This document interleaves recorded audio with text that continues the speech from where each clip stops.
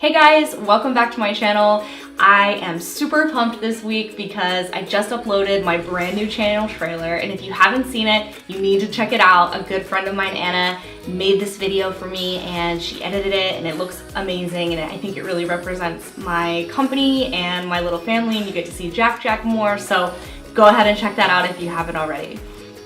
Today's video is all about books. It's my favorite books that I read in 2016, and these books are mostly about creative small business ownership and just creativity and productivity and stuff like that. A couple of books about photography, because I am a photographer, but it's mostly about small business. So I will also say I'm not somebody that is constantly reading a book or reading 5 books at the same time. I actually prefer to learn by podcast or by video, honestly. But if I hear about a book from enough people that I really admire, I will pick that book up. And that's where this list comes from, and that's what I'll be sharing with you today. Book number 1 is Big Magic. I really like this book because it's all about the process, the creative process, and what that looks like. And I think Elizabeth Gilbert does an incredible job of sharing that just because you're a creative doesn't mean your process is easy. There is one part I really wanted to share with you guys, and it's all about how perfectionism is a killer for so many of us creatively. And this is what she says. She says, "We must understand the drive for perfectionism is a corrosive waste of time because nothing is ever beyond criticism," which I thought was awesome because it's true. Nothing you ever put out will be above criticism in any way. So you might as well start and stop pursuing perfectionism. I think this is a pretty inspiring book. I read this on a beach vacation. So it's a fun read and an entertaining read. So highly recommend this one. The next book that I want to talk to you guys about is The 4-Hour Workweek. This is by Tim Ferriss. He also has a podcast and a bunch of other books, and I'm about to pre-order his next book.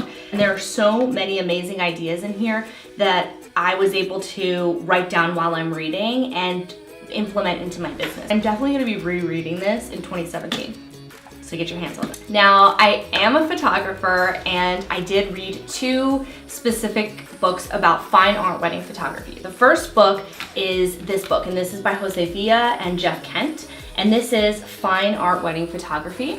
And I thought this was a great book for a lot of reasons. It goes through the whole client process. So it does have a lot of business and service-based business advice within the pages. One quote that I wanted to share with you guys is this. It says, "Great photography has to be followed up with great customer service and top-notch products. If you want to cultivate a high-end clientele, then every element of your process needs to be consistent, from your initial contact with the perspective to the delivery of your final material. There can be no weak links," which is such good advice. So, and it goes into all the nitty-gritty, but I thought this was really, really great business advice from the perspective of fine art wedding photographers. One other book that is about fine art weddings that I don't have, I currently have loaned out to a friend, is called The Luminous Portrait, and I'll throw an image of that in here so you guys can see what the cover looks like. But that is also an amazing book about the life and work of Elizabeth Messina, or Elizabeth Messina? I'm not exactly sure. But it's amazing, and her work is amazing and very inspiring. So I also highly recommend that if you're a photographer and you appreciate film and like to see what other people's creative processes look like. So it's pretty cool. When I'm reading, I come up with all these ideas, and when I see what other people did in their businesses, I kind of find parallels in my own. So as I'm talking through some of these with you guys, I'm noticing I write in my books a lot, and I'm okay with that.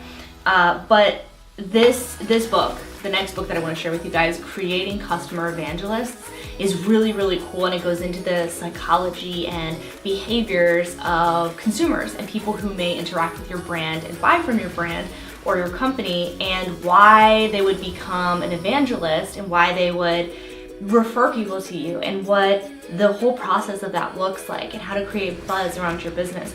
So it's really cool Some of it was a little more corporate and bigger business, but you can still draw ideas from it. So I definitely got a lot out of this, and I find that when I'm going through books, I'll underline and I'll circle and I'll make notes, and it makes it a lot easier when I go back. So I'll probably go back in 2017 and look at this again and just look at what I underlined and look at what I felt was relevant. And in the margins, I'll literally write video ideas or blog post ideas or business ideas that I might be inspired by or like think of while I'm reading. So yeah, the Pumpkin Plan is about growing an absolutely incredible and unparalleled business in a saturated field. And I think wedding photography is such a saturated field. I mean, everyone and their mother has a camera and thinks that they're a photographer. There has to be a way to differentiate between somebody who is a hobbyist and someone who does this full time. And this book is really about that. And it's about strategies for growing, what does it say? Simple strategies to grow remarkable businesses in any field. So it's really cool. It has so many specific examples of ways to grow a company that you would not think would be remarkable in any way, just like the most boring ideas, and he just makes them amazing. So it kind of opens your mind to the possibilities of what your business could be, which I love. I love those kind of books. They're very inspiring. So the Pumpkin Plan, definitely get your hands on it. The last book I want to share with you guys is the book that I am currently reading. So I'm probably like 25% through this book, and this is Influence, the Psychology of Persuasion. And it is a little heavier, a little more technical, but I love it. And it's very interesting. Right now, yes, I have a Chipotle receipt keeping my place in my book because I'm fancy like that. It's a great book so far, and it's really about the psychology of buyer behavior, and it has a lot of insight on marketing and how to understand your clients better and serve them better and ultimately create a more successful company. And I hope that if you're looking for some inspiration or ways to grow your business or creative endeavors in the coming year, that you'll pick one of these up. I would love to know what books you're reading and what your must-read books are. Now that you know what kind of books I'm into, I would love to hear some recommendations for the new year. Thanks so much for watching. If you stayed all the way to the end, thank you. And I have a special request.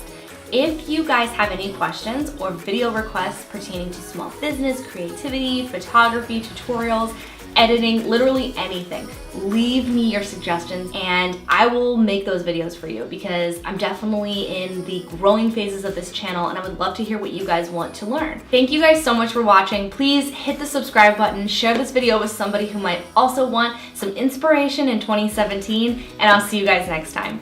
Bye guys. Owner in your life. Okay, that's a little much. Uploaded my brand new channel trailer video. My reflector just fell down.